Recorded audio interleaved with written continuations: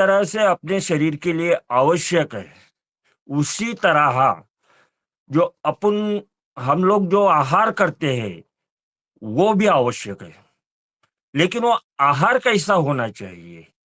क्योंकि अगर देखा जाए, तो हम लोग सवेरे 6 बजे से 7 बजे से लेकर शाम तक जो भी ग्रहण कर रहे हैं, उनमें से कम 80% तो उसमें केमिकल ही है।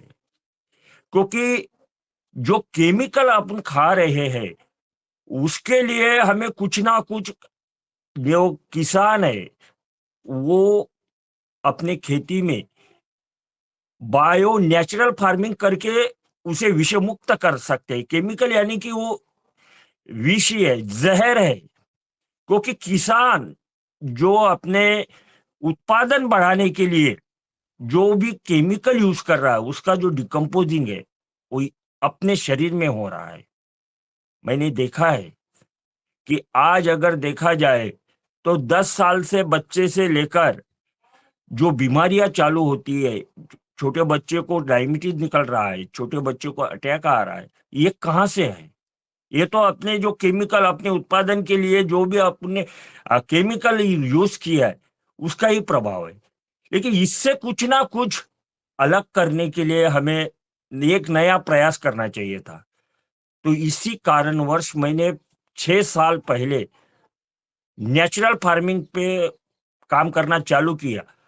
वो नेचुरल फार्मिंग पे काम करते करते एक मेरे निदर्शन में आया कि इससे तो मैं अकेला करके क्या कर सकता हूं, इसके लिए मुझे संगठन की आवश्यकता है। पिछले 3 साल पहले माननीय चौहान सर के अंडर मैंने बायो नेचुरल फार्मिंग यानी कि जैविक खेती के ऊपर जो प्रशिक्षण लिया, उसको कंटिन्यू करते हुए मैंने मेरे अमरावती जिले की पहली लैब चालू की, जैविक की लैब।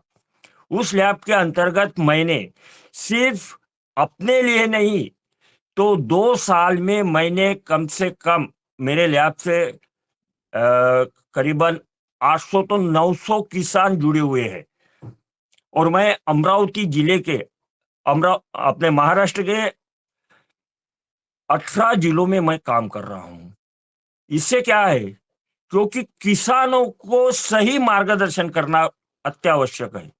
बायो नेचुरल फार्मिंग अपन कर रहे हैं, इस बात के ऊपर काम ना करते हुए किसान को सही मार्गदर्शन, क्योंकि किसान का जो खर्चा है, उनके खेती के ऊपर जो खर्चा हो रहा है, उसके हिसाब से उसका जो उत्पादन है वो बहुत ही कम है। क्योंकि अगर रसायन या केमिकल अपने खेती के लिए अच्छा रहता, यानी कि उससे अगर उत्पादन बढ़ता, जमीन अगर अच्छी रहती, तो आज हमें केमिकल या पेस्टिसाइड या कोई खाद इस्तेमाल करने की जरूरत नहीं पड़ती थी। लेकिन आज कंडीशन क्या है? जो खेती में हम 50 किलो रासायनिक खाद डाल रहे हैं, उसकी गिनती अब 2 क्विंटल के ऊपर हो रही है। क्योंकि जमीन के अंदर जो ऑर्गेनिक कार्बन है, जो जमीन का पीएच है, वो पूरा डाउन हो चुका है। हमारे महाराष्ट्र में मैंने पिछले 2 साल पहले एक लेख पढ़ा था, जो हमारे महाराष्ट्र के जमीन के विषय में था। उस समय हमारे महाराष्ट्र में 26.95% ही जमीन ऐसी बची थी, जिसके अंदर का जो फसल है, जो अनाज निकल रहा है, वो हम लोग खा सकते थे। लेकिन वही जो आंकड़ा है, जो गिनती है, अभी 2025 का जो आंकड़ा है वो है 24.10। यानी कि जमीन घट रही है। जमीन घट रही है, तो इसे तो हमें बचाना है। और गवर्नमेंट कहती है कि नेचुरल फार्मिंग करो, नेचुरल ये करो, वो करो, सर्टिफिकेशन करो। ये सर्टिफिकेशन से बगैर भी किसान अपनी खेती को बचा सकता है, सिर्फ करने की जिद चाहिए। आज जो भी मैं किसान के पास पहुंच रहा हूं, उनके यहां जाने के बाद उनको जो बायो नेचुरल फार्मिंग है वो कैसी की जा सकती है, उसका इस्तेमाल कैसे किया जा सकता है। क्योंकि किसान कम से कम बायो नेचुरल फार्मिंग में 40% से 50% तक का जो भी उसका जो खाद है, जो उसके लिए आवश्यक एसिड है, या फिर उसका पेस्टिसाइड है, वो घर पे बना सकता है। मैं तो मैं अपने लैब में सिर्फ ट्राइकोडर्मा बनाता था, लेकिन उसके बाद भी मैंने नया नया क्या किया जा सकता है, मैंने खुद प्रयोग किए हैं। मैं BSc agriculture, MSc agriculture culture के बच्चों को बायो नेचुरल फार्मिंग के क्लासेस लेता हूँ। अगर मैं उनको पढ़ा सकता हूं तो किसानों को भी पढ़ाना आवश्यक है। हर बात किसानों को वो समझाना पड़ता है कि आप ऐसा कीजिए। साझा जो अपना इतना बड़ा शरीर है, हमारा शरीर, जिस तरह से योगा करके निरोगी रहा जा सकता है, लेकिन ये शरीर को चलाने के लिए पेशियों की आवश्यकता है। हमारे शरीर के अंदर की एक भी पेशी कम ज्यादा हुई तो हमें अस्पताल में भर्ती होना पड़ता है।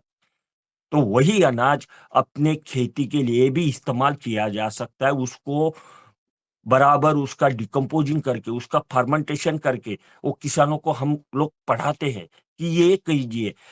मैं आज सबसे ज्यादा हमारे अमरावती जिले में संतरा उत्पादक का जो सातपुड़ा पर्वत है, उसके नीचे का जो एरिया है, यानी कि अचलपुर से लेके बरूड तक अंजनगांव, तो यहाँ पे संतरा के बहुत बड़ी खेती है। लेकिन हमारे यहाँ पे खास करके परतवाड़ा और अंजनगांव के एरिया में जो संतरा की फसलें थी, उन्होंने पहले उनके यहाँ पे अच्छी फसलें थी, लेकिन उन्होंने अधिक उत्पादन के लिए उसमें इतना छिड़काव किया है केमिकल का, जितना रासायनिक खत का इस्तेमाल किया है, उससे आज कंडीशन ये हो गई है कि आज उनके फसल में, संतरा के फसल में ग्यानोडर्मा जैसी नामक बीमारी आ गई है। जहां पे तुम्हारा केमिकल काम नहीं करता, अपना केमिकल काम नहीं करता, वहां से आगे मैंने बायो नेचुरल फार्मिंग में किसानों को बचाने के लिए काम किया है। किसानों का अगर उनके घर पे ही 50% अगर दवाइयां बनी जा सकती है, तो उसे तो वो खर्चा कम होगा ना। तो इसी तहत मैंने हमारे बरूड में एक किसान है, उनके यहाँ पे मैंने काम किया था। देखिए किसानों को क्या है कि जिस जैसे जैसे रिजल्ट आता है, वैसे वैसे उनकी जो डिमांड है वो बढ़ती जाती है। तो जब मैंने उनके यहाँ पे काम किया, तो उनकी जो संतरा की फसल थी, तो वो, यानी कि वो गड़न बोलते हैं, हमारे मराठी में उसको गड़न बोलते हैं, तो वो चालू हो गई थी। और वो चालू होने के बाद, मेरे साथ जुड़ने के बाद उनका जो ट्रीटमेंट किया उनके फसल का, तो वो रुक गई। उसके बाद में उन्होंने क्या कहा कि अभी तो गड़न रुक गई है, लेकिन मुझे साइज चाहिए, कलर चाहिए। मैंने बोला ठीक है, उसके ऊपर काम किया। और उसके बाद में उन्होंने कहा कि मेरा जो संतरे का पेड़ है, उसका ह्यूमिडिटी पावर मेंटेन कीजिए। मैं वो भी किया। अभी उनका डिमांड क्या है? अभी उन्होंने कहा है कि जो फसल है, उसको जो फल आ रहे हैं, वो मीठे होने चाहिए। यानी कि उन्होंने क्या मांगा, मांगा क्या है? उन्होंने मुझे ये नहीं कहा कि हर साल अच्छी फसल आए। उनकी डिमांड जो है, उन्होंने क्वालिटी कंट्रोल के ऊपर मेरे साथ बात की है। उन्होंने ये कहा है मुझे कि जो फसल मेरी निकल रही है, उसकी जो टेस्ट जो है वो भी चाहिए, और कम से कम 15 से 20 दिनों तक मेरा संतरे का फल खराब नहीं होना चाहिए, वो टिकाऊ रहना चाहिए। इसके ऊपर केमिकल काम नहीं कर सकता, क्योंकि जो भी संतरे का फल अपन घर पे ला रहे हैं, वो 3 दिन में खराब हो रहा है। क्यों हो रहा है? क्योंकि वो हीटअप है, वो जमीन हीटअप हो गई, वो पेड़ हीटअप हो गया है। और उसी के तहत वो हमारे यहाँ की संतरा जो बाग है, वो नष्ट होने के मार्ग पे है। उन्हें बचाना है। हम अगर जमीन को बचाएंगे तो हम अपने आप को भी बचा सकते हैं, क्योंकि आने वाले समय में हमारे पास खाने योग्य उत्पाद देने वाली जमीन नहीं बचेगी। उसे बचाना तो हमारा कर्तव्य है ना। आखिर में बंजर जमीन से तो कुछ खा नहीं सकते। हम पिज्जा बर्गर खा के हम तो जिंदा नहीं रह सकते, क्योंकि पिज्जा बर्गर जो अपना पश्चिमात्य देशों से जो आ रहा है, उसे हम खा के तो अपने शरीर की ऊर्जा नहीं बढ़ा सकते। वो तो फैशन है। हमें तो अपना जो नियमित आहार है वही करना चाहिए। जो भी बाहर की पेस्टिसाइड कंपनियां, केमिकल कंपनियां विदेशों से आकर हमारे यहाँ पे बसी हुई, उनके ही यहाँ पे इस्तेमाल किया हुआ है जो केमिकल है, अपने यहाँ पे जो हम इस्तेमाल कर रहे हैं, तो वही केमिकल इस्तेमाल किया हुआ अनाज या फल या कुछ भी जो निकल रहा है जमीन के ऊपर, वो कंपनी नहीं ले रही। उसे तो हमें ही खाना है। तो हम अपने लिए क्यों नहीं जिए? हम अगर अपने लिए जिएंगे तो अपने आप के लिए, अपने जमीन के लिए कुछ कर सकेंगे। आज अगर जो परिस्थितियां हमने अपने उत्पाद के लिए बना के रखी है, उसे तो बचाना चाहिए। आज मैंने काम करते वक्त हर किसान को ये कहता हूं कि हमें आज अपनी जमीन बचाने के लिए आवश्यक है, क्योंकि अगर आज हमने अपनी जमीन बचाई, क्योंकि जो गवर्नमेंट है आज होलोल में एक प्रोग्राम में हमने सुना था कि पूरे हिंदुस्तान में 80 लाख किसान नेचुरल फार्मिंग कर रहे हैं। जो आंकड़ा गलत है। पूरे हिंदुस्तान में सिर्फ 20,48,000 किसान ऐसे हैं जो बायो नेचुरल अपने सिर्फ नेचुरल फार्मिंग कर रहे हैं। उनमें से जो कुछ हमारे पास भी है, क्योंकि किसानों को बायो नेचुरल फार्मिंग में आने के लिए 1 साल में नहीं आ सकते, क्योंकि नेचुरल फार्मिंग अगर कहा जाए तो किसानों को डर रहता है कि हमारा उत्पादन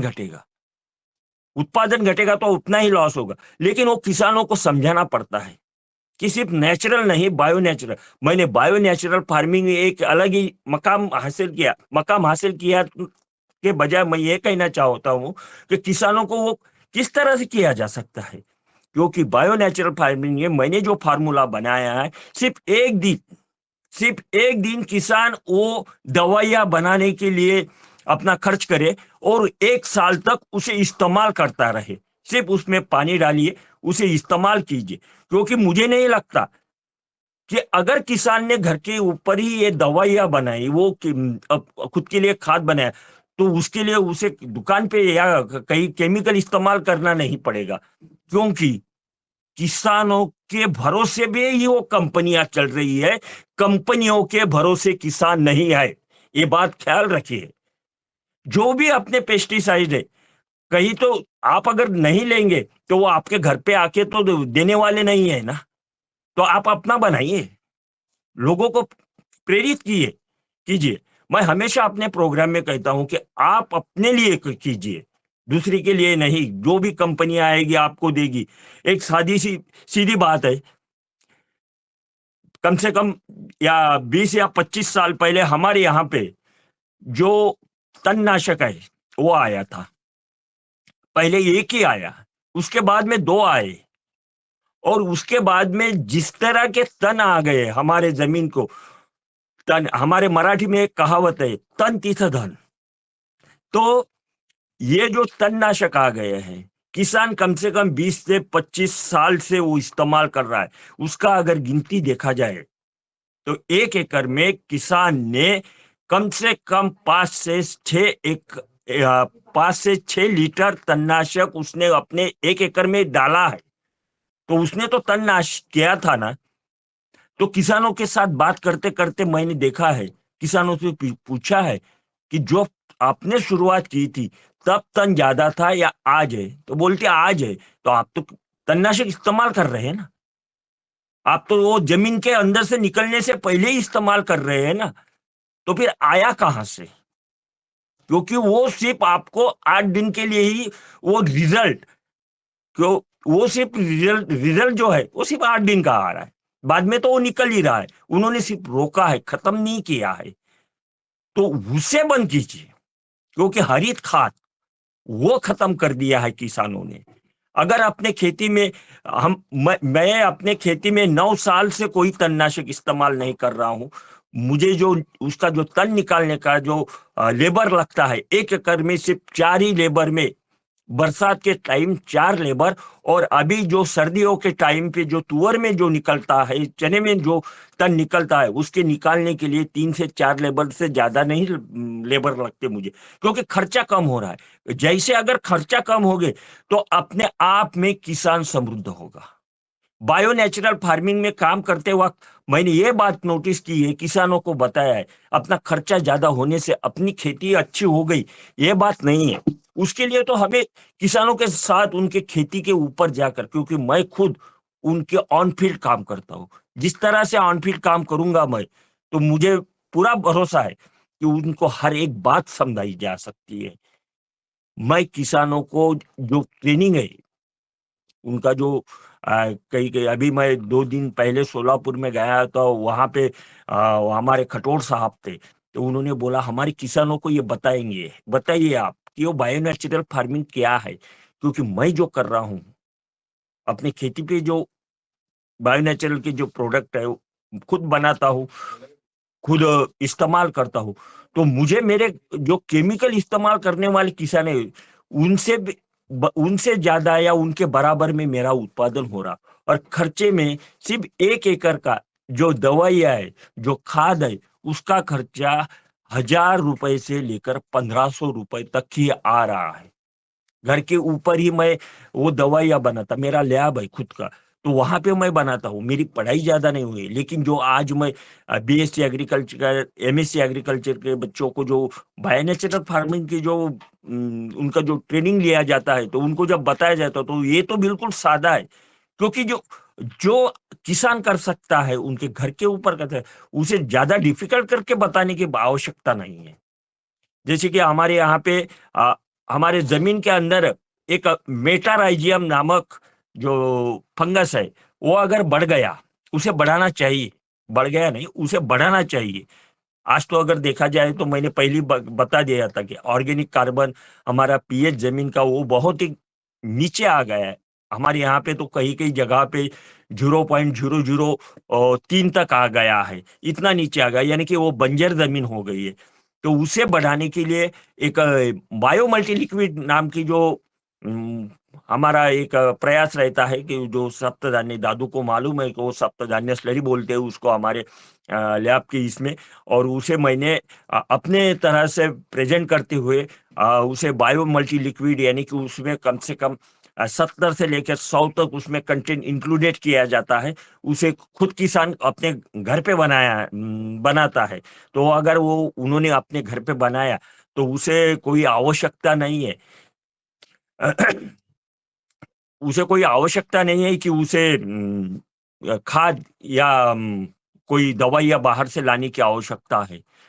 तो उसे किसान को कैसे इस्तेमाल करना चाहिए, उसे किस तरह से हम इस्तेमाल करेंगे, क्योंकि हर एक चीज़ किसान के साथ शेयर करने से ही बढ़ेगी।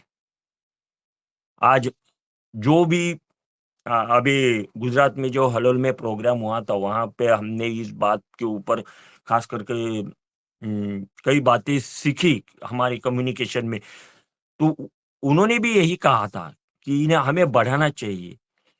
आज कहीं पर भी रोड के ऊपर एक बोर्ड लगाया जाता है, तो उसके ऊपर लिखा जाता है, हमारे यहाँ पे नेचुरल तरह से उत्पाद किया हुआ है सब्जी या कुछ, क्योंकि मैं आज आपको जो मुझे अनुभव आए हैं, जो मुझे मालूम पड़ा, हमारे अमरावती में एक जगह पे एक बहुत बड़ा बोर्ड लगा था कि उसके ऊपर लिखा था, हमारे यहाँ पे जैविक तरह से उत्पाद किया हुआ सब्जियाँ या फल वगैरह अनाज मिलेगा। तो मैं उनके पास गया, मैंने, भैया आप जो कर रहे हैं, तो कहाँ कर रहे हैं? मैंने उसे सर्टिफ़िकेट नहीं पूछा, क्योंकि जितने भी सर्टिफ़िकेट है, ख़ास करके हर एक सर्टिफ़िकेट निकालना आसान है, लेकिन ये खेती करना थोड़ा कठिन है।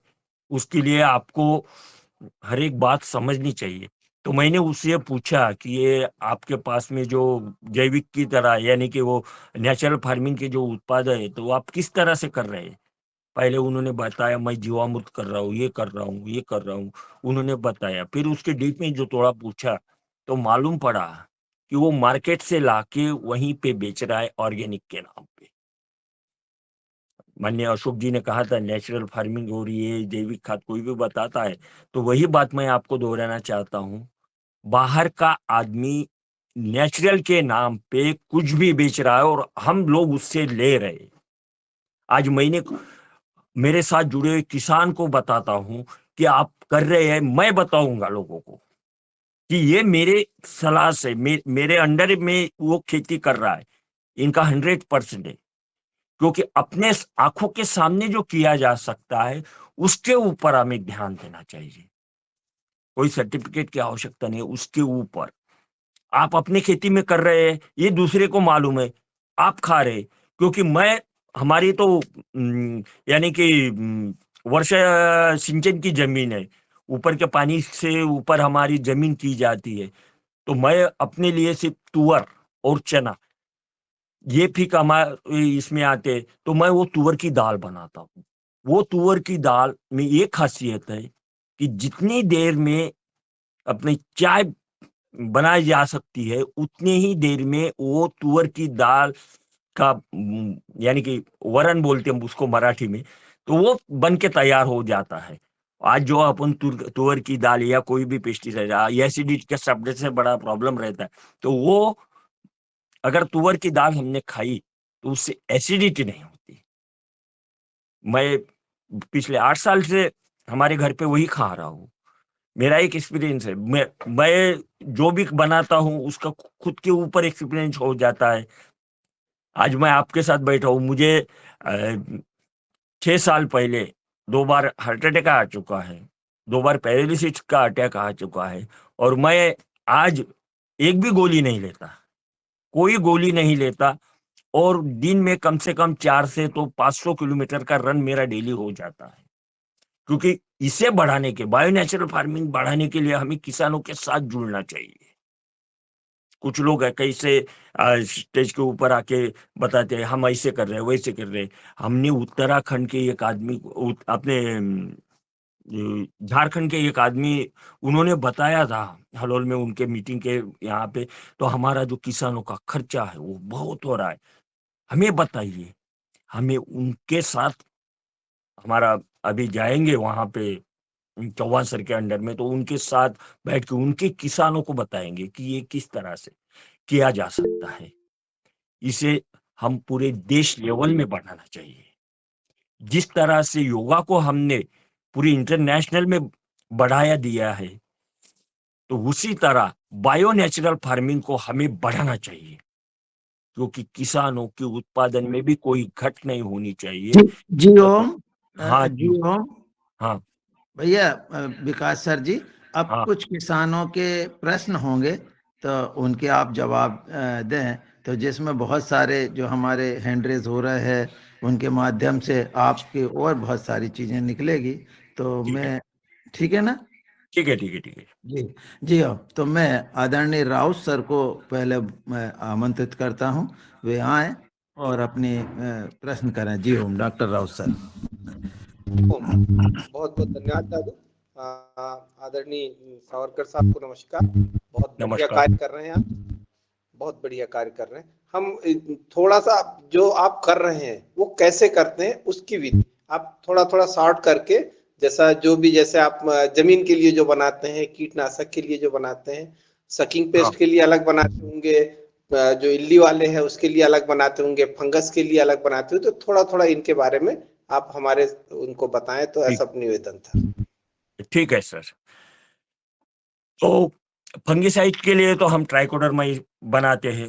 उसको लिए हम अपने लैब में वेरिडी जो उसका जो रहता है, तो वो बनाया जाता है वेरिडी में इसका।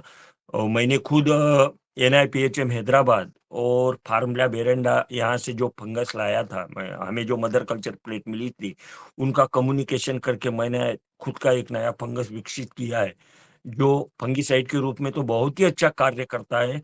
और साथ में वो अपना जो वातावरण है इसके अंडर वो कंटेमिनेट नहीं होता। और रहा अल्ली के लिए मैंने 6 साल पहले एक मेटाराइजियम और बिवेरिया, इन दोनों का जो मिश्रण रहा बनाया जाता है, चावल और बाजरी को जो उसका जो अर्क रहता है, उसे बना के उसके ऊपर मैंने काम करते हुए खुद अली का जो लिक्विड बनाया है, उसके बहुत ही अच्छे रिजल्ट आए हैं मुझे। जो इस्तेमाल अपने कोराजन करते हैं या इनामिक्टिन बेंजोइट इस्तेमाल करते हैं, उससे भी बढ़िया, यानी कि जो मैंने अली का जो बनाया है उसका रिजल्ट कम से कम 25 दिन तक अली को हम कंट्रोल करते हैं। और रही खाद की बात, तो जो मैंने बायो मल्टी लिक्विड की बात की है, उसके इसमें गेहूं, जवार, चावल, बाजरी और हर प्रकार की दाल जो इस्तेमाल करते हैं, जैसे तुअर, चना, उड़द, मूंग, बरबटी, इस तरह की दाली का इस्तेमाल करके वो लिक्विड बनाया जाता है। उसके लिए जो फर्मेंटेशन रहता है, जिसमें Trichoderma, potassium humate seaweed extract, निट्रोफिल लिक्विड, डाइवर्टर्स, उसमें यम बैक्टीरिया पाउडर, ये सब डाल के उसे हम बनाते हैं। किसानों के ऊपर। हमें फार्म लैब में के ट्रेनिंग में जो बताया गया था, मैंने उससे आगे चल के उसे एक बायो मल्टी लिक्विड बनाया है, जो किसान अगर अपने जमीन के अंदर उसका छिड़काव करे, अपने बुआई करने के पहले अगर उसका छिड़काव करे, तो उसे कोई रासायनिक खाद देने की आवश्यकता नहीं, उसका छिड़काव उसका स्प्रे भी कर सकते हैं। जैसे गन्ने की इसमें अपन उसके पानी के थ्रू दे सकते हैं। अगर अपने फल वर्गीय बाग है, जैसे कि दारिम है, द्राक्ष है, अपना ग्रेप्स है, संतरा है, अ, अपना जामुन है, जिस तरह से ऐसी फसल है उसके ऊपर भी उसे पेस्टिंग किया जा सकता है। अपना बुआई का जो बीज है उसके ऊपर लगा के उसे बीज कल्चरिंग भी किया जा सकता है। और महीने में उसे 2 बार अगर अपने जमीन में सिंचाई की गई, तो 3 साल में वो जमीन का पीएच पूरी तरह से मेंटेन होगा और उसे कोई भी आ, रासायनिक खाद इस्तेमाल करने की जरूरत नहीं पड़ेगी।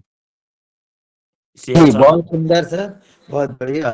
अब आदरणीय हमारे सीएम राय जी का हैंड रेज है, वो अपना प्रश्न पूछें। जी ओम, सज्जन जी को वो प्रणाम।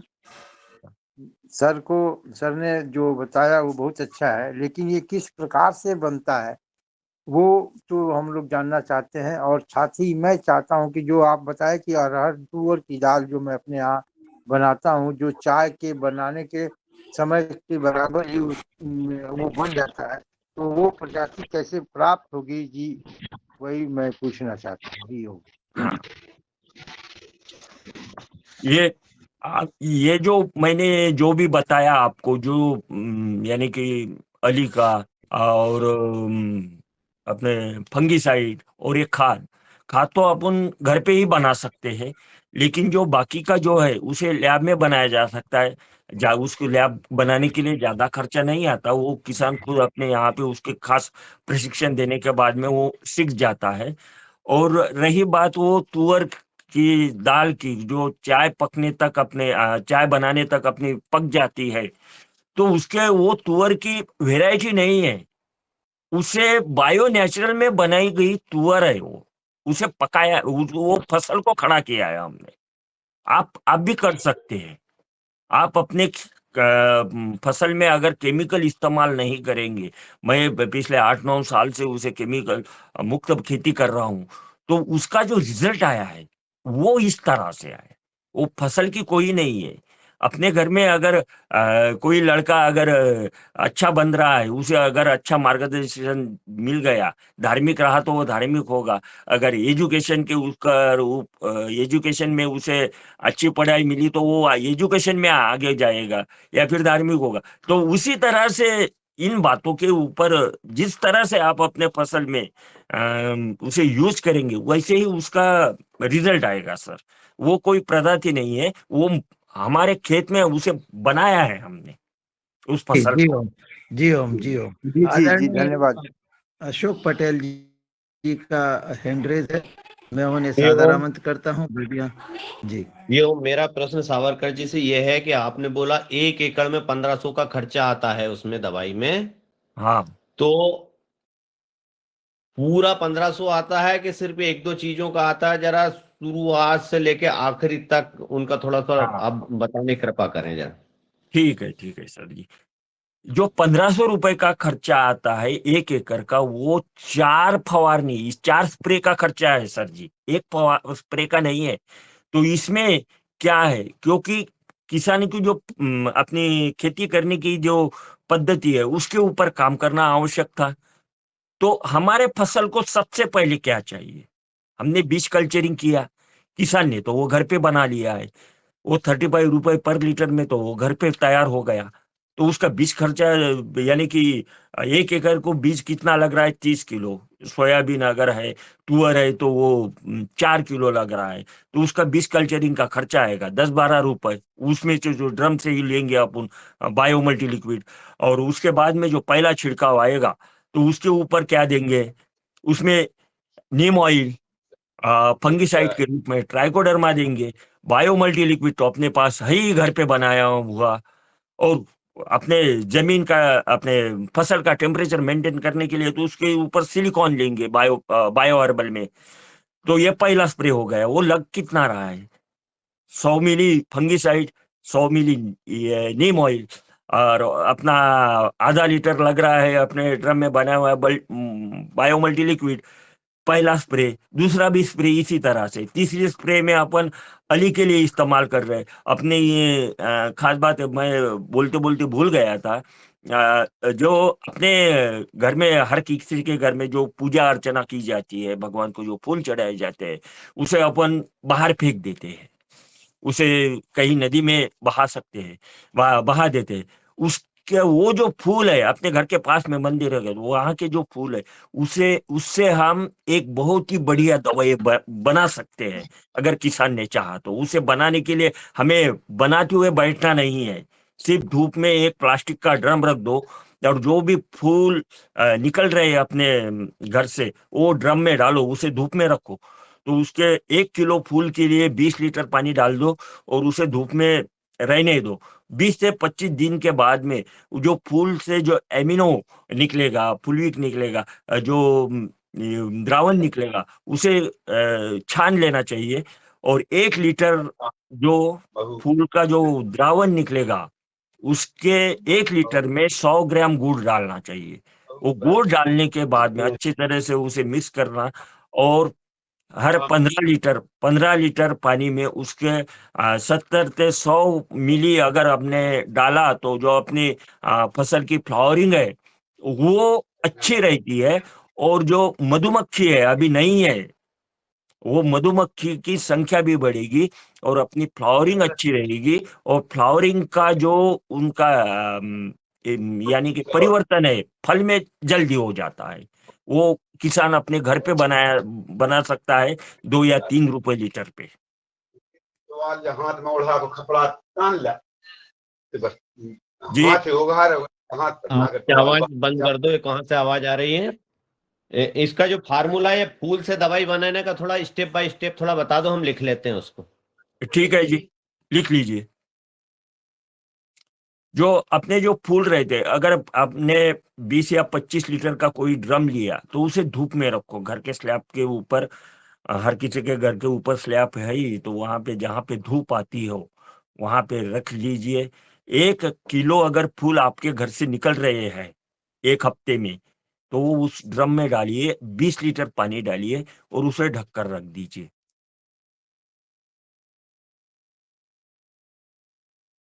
उसे ढककर रखने के बाद में 20 से 25 दिनों में वो धूप के संपर्क में आने से, तो उसका जो अर्क है फूलों का, वो ऑटोमेटिकली वहां पे वो पानी में उतर जाएगा। जब अपनी फसल फूल के ऊपर आएगी, जब फूल चालू होंगे, तो उस समय उसे उसमें से 1 लीटर निकाल लीजिए, उसे छान लीजिए। छानने के बाद में 1 लीटर पानी में 100 ग्राम गुड़ मिक्स कीजिए। थोड़ा धीरे बोले प्लीज। हाँ हाँ हाँ, ठीक है ठीक है। जो हमने फूल जो धूप में रखे थे ड्रम में पानी में भिगो के, 20 से 25 दिनों के बाद उसे छान लीजिए। छानने के बाद उसमें 100 ग्राम गुड़ डालिए, गुड़।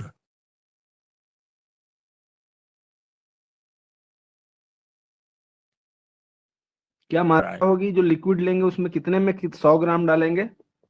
1 लीटर में 100 ग्राम गुड़। जी जी।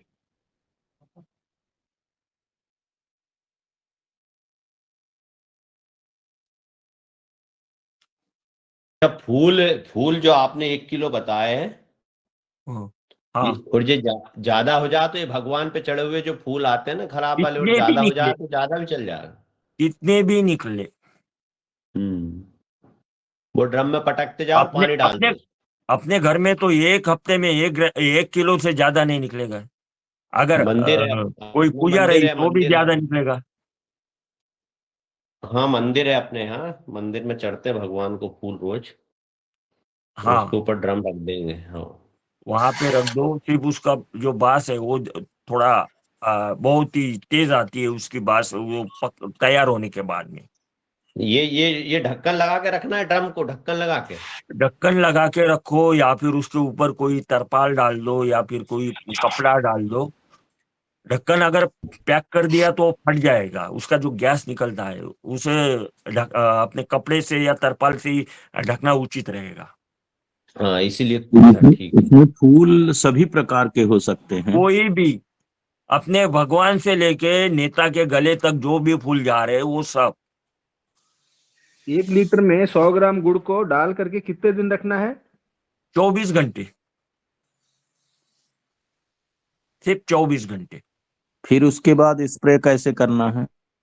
जो अपन, अगर अपने पास कोई नेचुरल दवाइयाँ है, आप नेचुरल कोई बना रहे हैं, जीवामृत है, नींबूड़ी हल्का, उसके साथ में या फिर बायो नेचुरल में नीम ऑयल या फंगिसाइड ट्राइकोडर्मा, अपना जो बायो मल्टी लिक्विड है उसके साथ में, क्योंकि इसका तो इस्तेमाल केमिकल के साथ नहीं हो सकता, उसका रिजल्ट नहीं आएगा। तो उसे अगर इसके साथ अपन ने, जब अपनी फसल फूल की अवस्था में आती है, कली आती है उसके ऊपर, तो उस समय 15 लीटर पानी में 70 मिली से लेके 100 मिली तक, फसल के हिसाब से 70 के नीचे नहीं डालना चाहिए। अगले आने वाले हर फसल के ऊपर अपने हर स्प्रे के ऊपर अगर हमने इस्तेमाल किया तो फ्लावरिंग अच्छी रहती है, फ्लावरिंग अच्छे ज्यादा दिनों तक टिकती है। फ्लावरिंग का जो परिवर्तन है फल या फली में अच्छी तरह से होता है।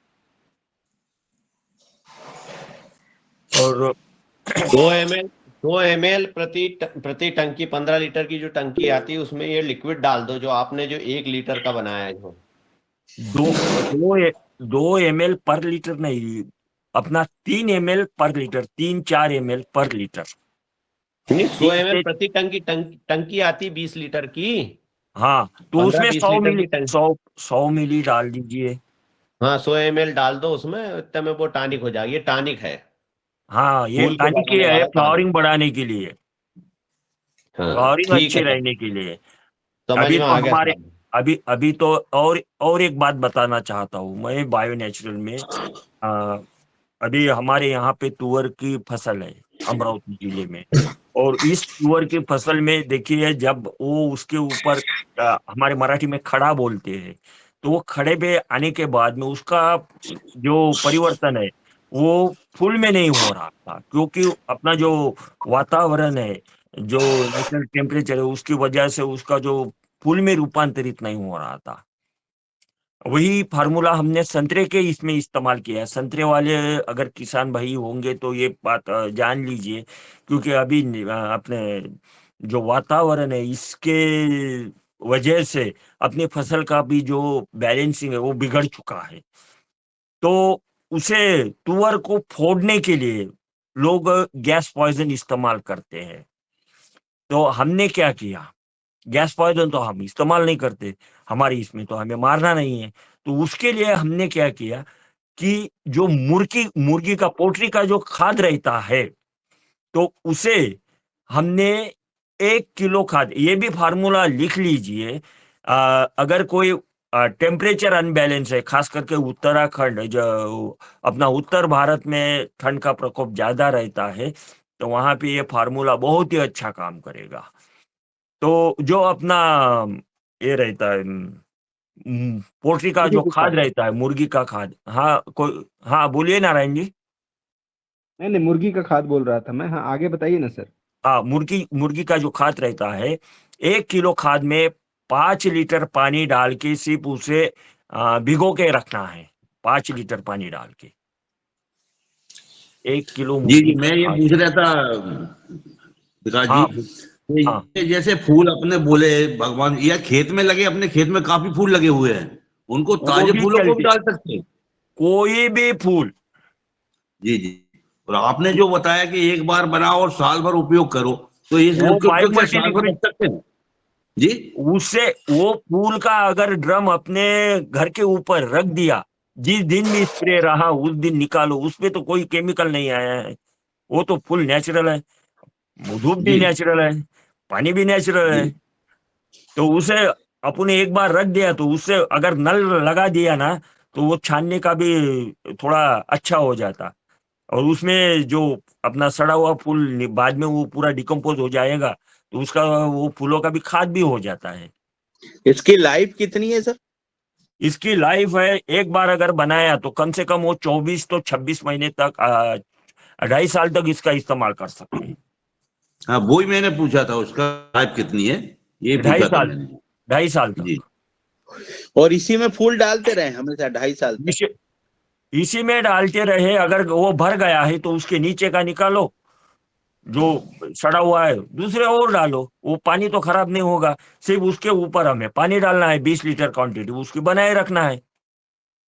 अगर आप यहाँ के एमपी के होंगे तो अमरावती तो पास में ही है, यहाँ नजदीकी मोर्शी से सिर्फ 50 आपको फूल किलोमीटर को दूर की फेंकना गाँव नहीं है। है, फूल की औषधि बनाना बस एक मेन उद्देश्य है। जो फेंकते हैं घुड़े पे वो मत फेंको, इसमें पटकते जाओ।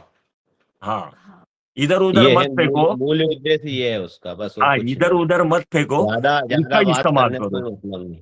हाँ, और वो जो मुर्गी का खाद का रह गया था वो मैं कंप्लीट करता हूँ। तो मुर्गी का खाद जो है उसमें बहुत ही उष्णता रहती है, बहुत ही हीटअप रहता है। मैंने आज अभी मेरे पास में कम से कम 1500 एकड़ संतरा है, किसानों का, मेरा खुद का नहीं है, किसानों का है।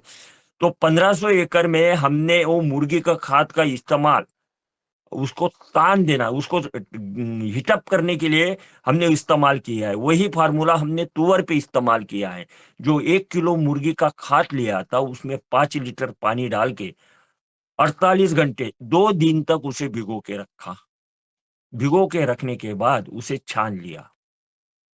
अभी देखो, ये तो हमने फूल का जो है तो ये तो बना लिया, लेकिन अभी उसको वो जो कड़ी है उसको फोड़ना है।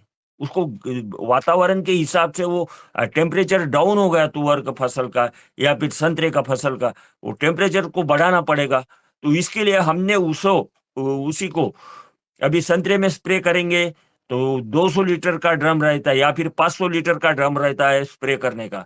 तो उसके ऊपर हमने 200 लीटर पानी में ये जो मुर्गी का खाद का जो लिक्विड बनाया है उसे 1.5 लीटर इस्तेमाल किया संतरे में।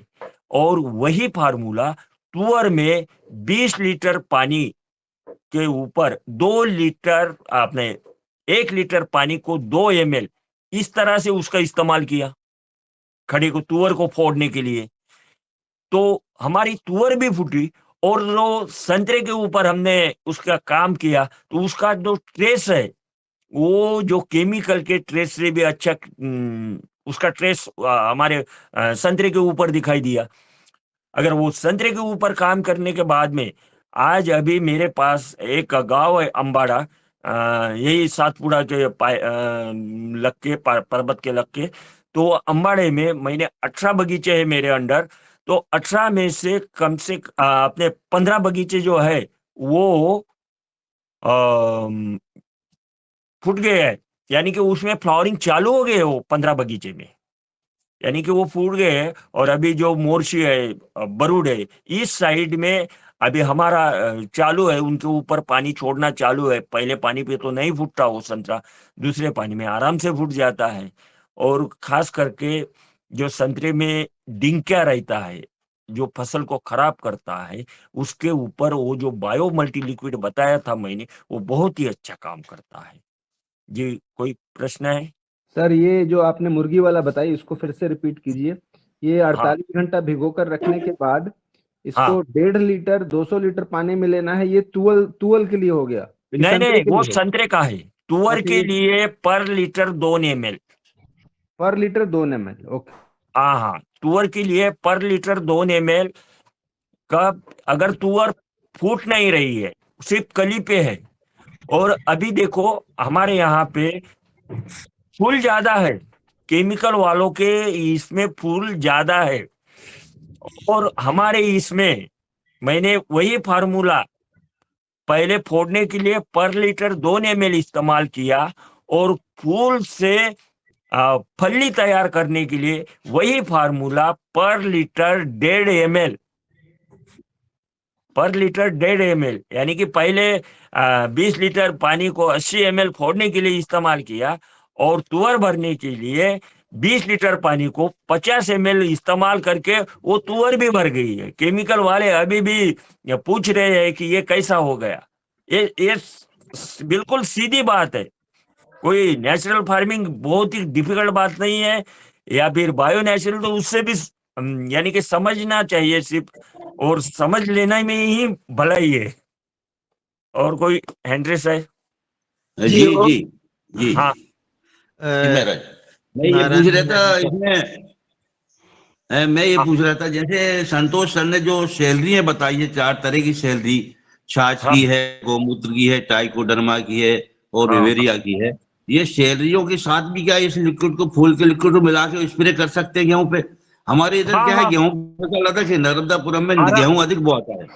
हाँ वही इस्तेमाल कर सकते हैं दादू। ये जो फार्मूला है जो संतोष सर ने बताया है, उसे थोड़ा अलग किया है मैंने। उनका जो है वो भी है, लेकिन किसान क्या है, 4 तरह की स्लरी नहीं बना सकता ना, वो उसका खर्चा और बढ़ जाएगा। तो एक स्लरी में अगर हो रहा है तो उसे 4 जी बनाने की आवश्यकता नहीं है। वो क्या किया आपने, वो बताओ।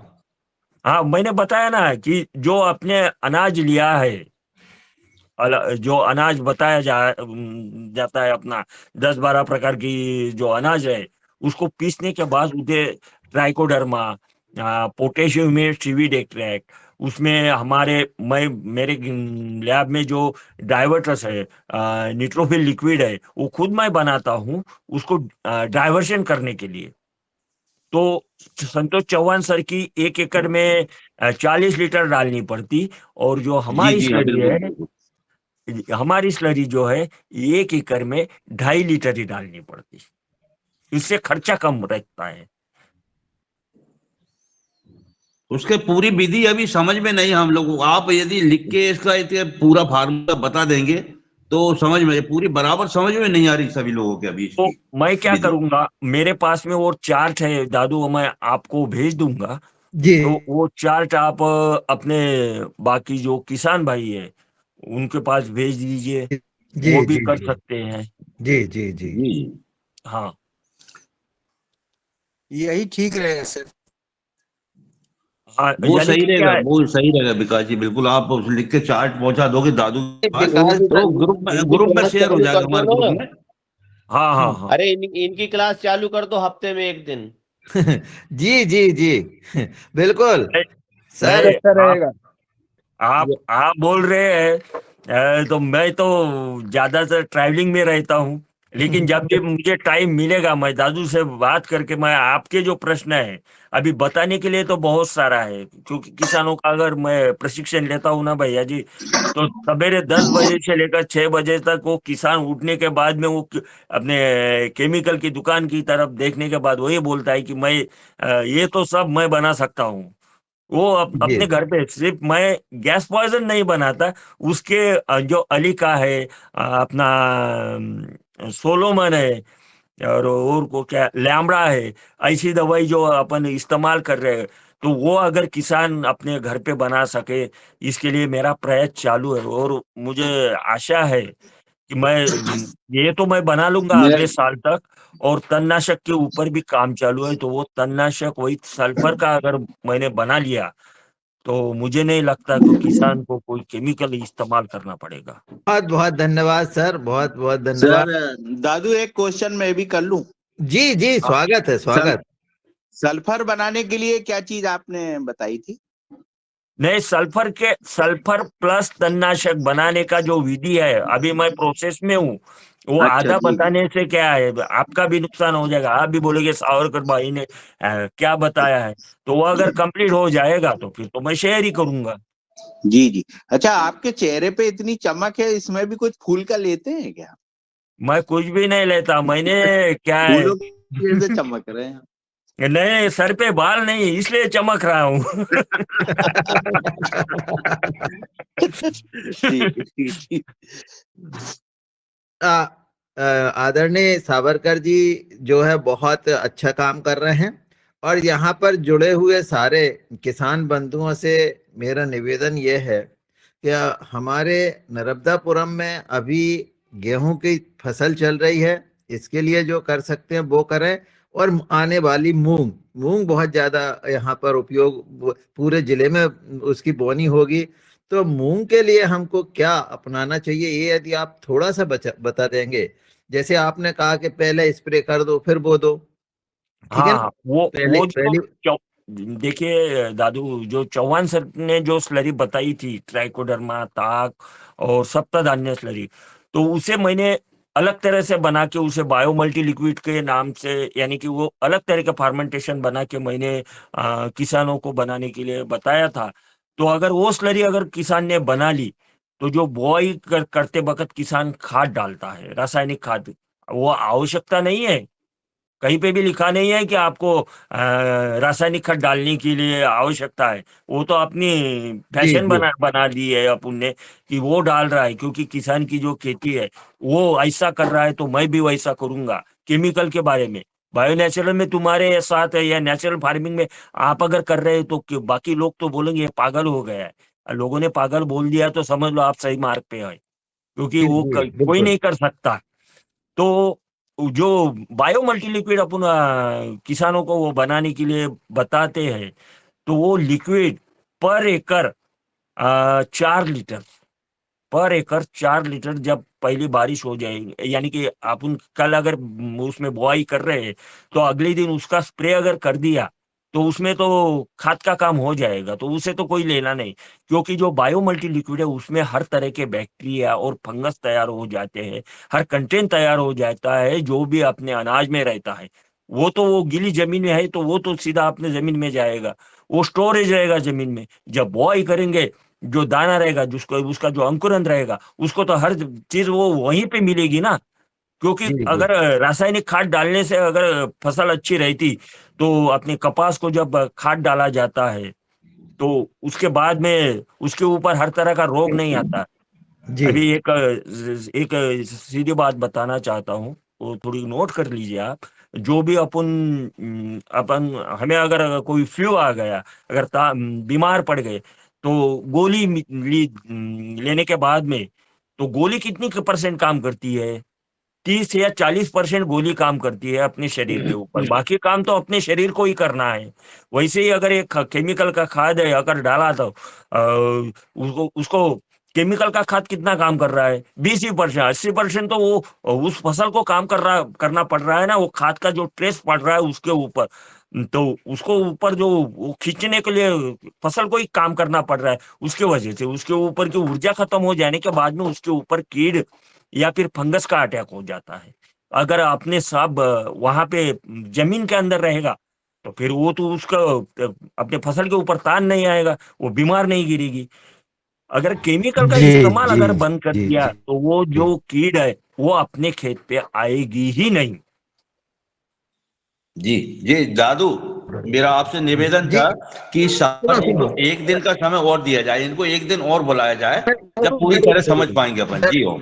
जी जी जी मैं मैं आदरणीय अशोक धाकड़ जी का हैंड रेज है, तो मैं उन्हें सादर आमंत्रित करता हूं, वे आए और अपना प्रश्न करें। जी सर जी से निवेदन है, मैं क्षमा चाहता हूँ, थोड़ा कोई कारणवश लेट हो गया हाँ तो मैं पूरा सत्र सुन नहीं पाया। मैं ये चाहता हूँ जो अभी आपने सैलरी का बताया, हाँ इसको कैसे बनाना है और कैसे यूज तो मैंने सुन लिया, मैं बनाना नहीं सुन पाया मुझे, क्योंकि इसे यूज करना है। अच्छा, आपके आपके पास कौन सी फसल है भैया जी? मेरे पास जी चना है, गेहूं है, गन्ना है, कुछ हल्दी गन्ना। भी लगी आप है, कुछ आलू। देखिए, जी ये जो बायो मल्टी लिक्विड है, ये जी हर हर फसल में इस्तेमाल कर सकते हैं, केसर से लेकर नारियल तक। जी तो जी इसे बनाने की जो विधि है, जो जी अपना जो अनाज रहता है, गेहूं, ज्वार, चावल, बाजरी, जी ये अगर हमने 5-5 किलो लिया है, जी अब उसका जो माप है, जी 5-5 किलो अगर लिया है, तो बाकी जो दाल है जैसे कि तुअर दाल, चना दाल, उड़द, मूंग, बरबटी, मोट, जितने भी प्रकार की दाल है, उसमें जी सिर्फ तेल वर्गीय नहीं चाहिए जिससे तेल निकलता है, जैसे मूंगफली है, सोयाबीन है, उसमें कुछ बदलाव किए हैं मैंने, तो वो जी नहीं लेना है। तो इसे पीसने 25 किलो अगर लिया तो इससे 100 लीटर बनाते समय ये 100 लीटर तैयार हो जाएगा। इसके लिए फर्मेंटेशन चाहिए। जो 25 फर्मेंटेशन किलो रहता है वो आपको यही से लैब से मिल जाएगा। वो 35 रुपए में पर लीटर गिरता है आपके यहाँ तैयार होने के। वो फर्मेंटेशन हो जाता है 2500-3000 रुपए तक का। तो वो फर्मेंटेशन उसमें यूज करके वो स्लरी बनाई जाती है, बायोमल्टी लिक्विड। उसको हर तरह से अपन इस्तेमाल कर सकते हैं, खाली खेत में या गन्ने में महीने में 2 बार छोड़ सकते हैं। और छोड़ना कितना है, जमीन में अगर छोड़ना है तो 1 एकड़ को एक टाइम में सिर्फ 2.5 लीटर, उसके ऊपर नहीं देना चाहिए, क्योंकि जितनी अच्छी है उतनी ही घातक है। इसका डोज अगर अपने कम कालावधि का अगर फसल है, यानी कि अपना प्याज है, गेहूं है, या फिर और कोई फसल रहे कम मूंग तो 2 महीने की ही होती है मूंग। हाँ हाँ, ज्यादा मैंने क्या बताया दादू, 1 एकड़ में जमीन में देने के लिए, स्प्रे के लिए नहीं, स्प्रे के लिए 200 लीटर में 1.5 लीटर ही डाल के इसका स्प्रे करेंगे। लेकिन जो भी अपने ये है क्या गन्ना है, या फिर कम कम दिनों वाली जो फसल है, उसमें अगर आपने 4.5 के बजाय अगर 3.5 डाल दिया, 4 डाल दिया, तो इसका साइड इफेक्ट ये हो जाता है, क्योंकि ये हर एक मात्रा में बहुत ज्यादा कंटेंट रहने से क्या हो जाता है कि अपने फसल के जड़ में एकदम से ज्यादा चले जाएंगे। अगर किसी फसल को अपने ज्यादा खाद डाल दिया तो वो जल जाते हैं। उसी तरह से इसका भी साइड इफेक्ट हो जाता है। क्योंकि हमारे एक किसान ने क्या किया था, जो प्याज है उसमें 1 लीटर वो लिक्विड लिया, उसमें 5 लीटर पानी डाल के उसमें प्याज के जो रोप रहते हैं तो उसको लगाया, और बाद में वो पानी छोड़ दिया, तो उसका प्याज उतना का उतना ही रहा 3 महीने तक, कि वो बढ़ ही नहीं पाया। इसे अगर बिल्कुल थोड़ी थोड़ी मात्रा में अगर दिया जाए तो अपने जमीन में मेटाराइजियम, बिवेरिया, सुडोमोनास, ट्राइकोडर्मा, जो भी फंगस अपने फसल को आवश्यक है वो सब उसके पास में रहेंगे। जो प्रोटीन, कैल्शियम, मैग्नीशियम, जस्त यानी सल्फर, ये जो सब है इसमें हर एक प्रकार के पोटेश, ह्यूमेट, ट्रिविड, मैग्नीशियम, ऑर्गेनिक कार्बन, फुलविक, ये जो सब अपन बनाते समय जो डाल रहे वो अपने फसल के जड़ के पास तैयार रहेगा, और जब आवश्यकता होगी तब वो फसल अपने आप उसे उठाएगी। और ये बाकी जो हुमनी रहती है, मराठी में उसे हुमनी कहती है, वो भी ये जो बायो मल्टी लिक्विड है ये अपनी हुमनी को भी खत्म करता है। जी जी, बहुत बहुत धन्यवाद सर। आखिरी प्रश्न आदरणीय गणेश गौर जी का है, समय अपना हो रहा है। गणेश गौर जी प्रश्न करें और इसके बाद फिर हम अपने सत्र को समापन करेंगे। जी सर जी, गेहूं में नाइट्रोजन की पूर्ति कैसे करें? देखिए, गेहूं में नाइट्रोजन की पूर्ति की, नाइट्रोजन बोले तो अगर यूरिया, अगर अपन जो यूरिया डालते हैं जो फेंका जाता है, यूरिया ने ही तो सब अपने ये जो जीवन है उसको, अपना जो शरीर है उसको यूरिया ने बर्बाद कर दिया है। और अपनी जमीन भी उसने ही शुरुआत कर दी थी, वो सबसे पहले वही आया, बाद में उसके भाईबंद आ गए। तो यूरिया की पूर्ति के लिए एक छोटा सा फार्मूला है। अपने 1 एकड़ अगर गेहूं है उसके लिए क्या करना है, 2 लीटर देसी गाय का ताक और 2 लीटर देसी गाय का ही गोमूत्र मिक्स कीजिए। एक मिनट लिखवा दो आप, 2 लीटर लिख क्या? लिख लीजिए। हाँ।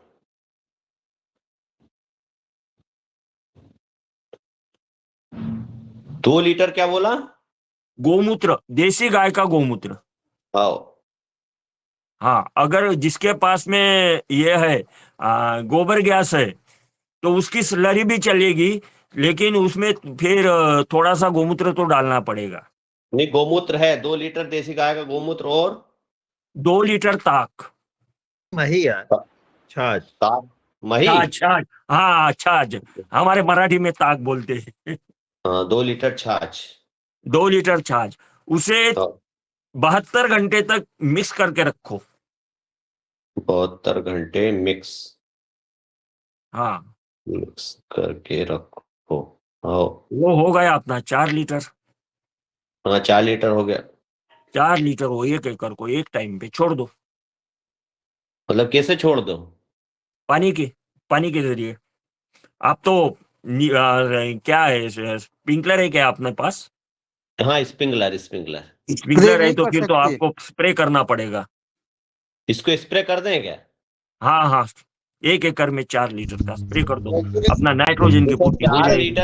4 लीटर है, उसमें जो पानी 1 एकड़ में कम से कम 100 लीटर पानी लगता है, तो 100 लीटर पानी में इसको मिलाकर उसको स्प्रे कर दें। स्प्रे कर देना 100 लीटर पानी में। अशोक भैया वेंचुरी लगा के चला दो 4 लीटर। हाँ, और ये बहुत ही बढ़िया है। सिर्फ उसे छान लेना, क्योंकि वेंचुरी में जो अपने गोमूत्र में या फिर ताक में जो छिलटे रहते हैं वो फंस सकते हैं, तो वो उसे छान के इस्तेमाल करना।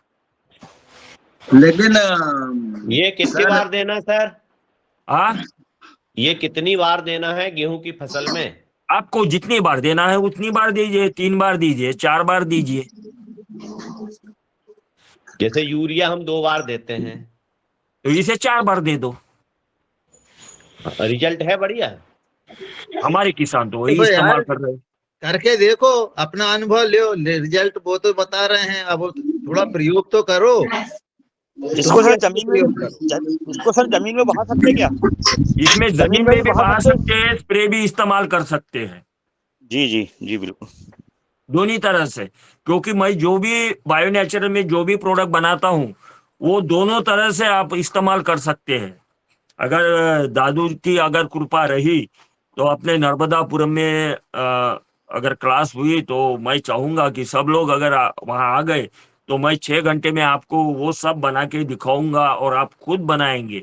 उसका रॉ जी मटेरियल भी जी, आपको फिर अवेलेबल किया जाएगा, तो आप कर सकते हैं। बिल्कुल बिल्कुल, जैसा आप ये अगर अपना हो गया फोन ना नंबर अपने दे तो बहुत दीजिए। बड़ा काम हो जाएगा, अगर ये गेहूं में अगर ये नाइट्रोजन।